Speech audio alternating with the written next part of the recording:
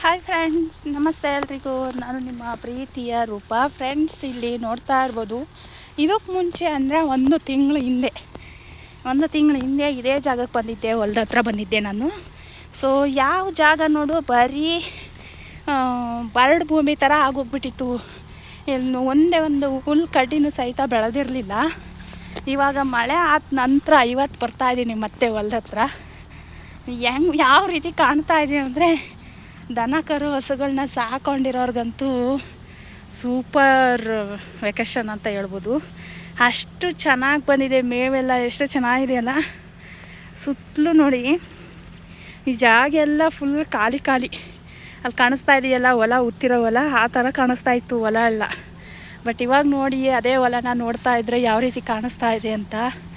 ಎಲ್ಲಿ ನೋಡಿದರೂ ಹಸಿರು ಬೆಳ್ಕೊಂಡ್ಬಿಟ್ಟಿದೆ ಅಲ್ಲ.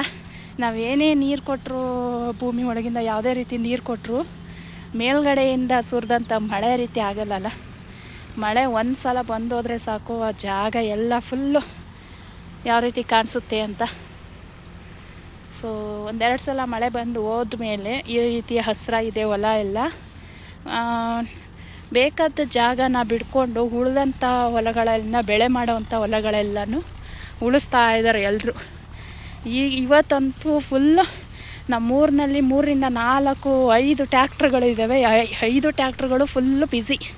ಯಾಕಂದರೆ ನೀನು ನಮ್ಮನೆಗೆ ಬಾ ಅಂತ ಒಬ್ಬರಾದ್ಮೇಲೆ ಒಬ್ಬರು ಕರೆದು ಎಲ್ಲರೂ ಮನೆಯಲ್ಲೂ ಹೊಲ ಉಳಿಸ್ತಾ ಇದ್ದಾರೆ.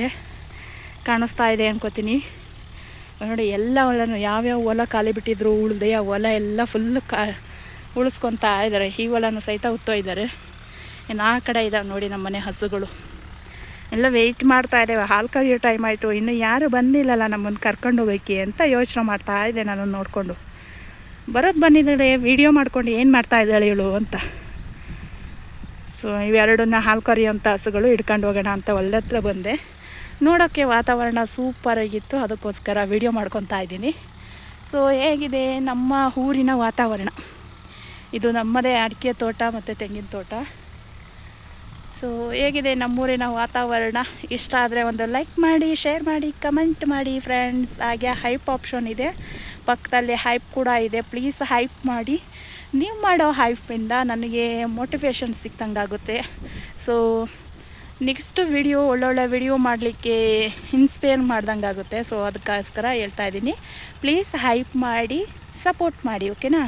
ಹಾಗೆಯೇ ನಿಮ್ಗೆ ಯಾವ ರೀತಿ ಇದೆ ನಿಮ್ಮೂರಿನ ವಾತಾವರಣ ಅನ್ನೋದನ್ನು ಕೂಡ ನನಗೆ ಕಮೆಂಟ್ ಮೂಲಕ ತಿಳಿಸಿ ಅಂತ ಹೇಳ್ತಾ, thank you so much friends. Bye.